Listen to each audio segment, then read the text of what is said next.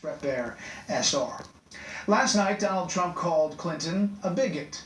Today, he continued to try to turn the race issue to his advantage. Senior national correspondent John Roberts is with the Trump campaign tonight following a rally this afternoon in Manchester, New Hampshire.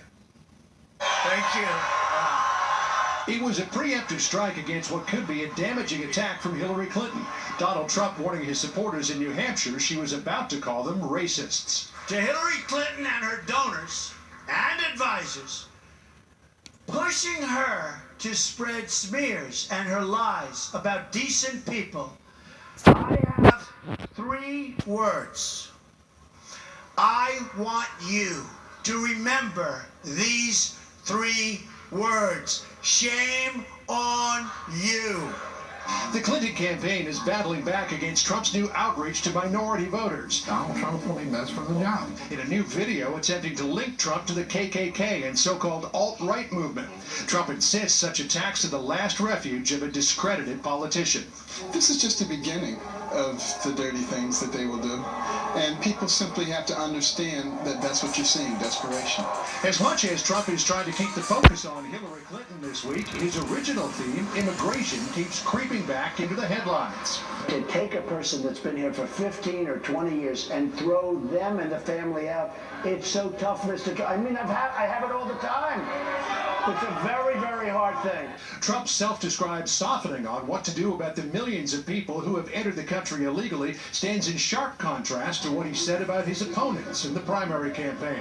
The weakest person on the stage by far on illegal immigration is Jeb Bush.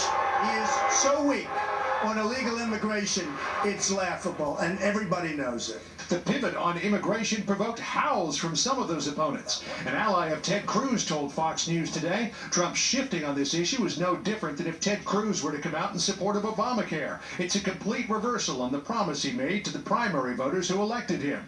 And this from Jeb Bush. All the things that Donald Trump railed against, he seems to be morphing into. It's kind of disturbing.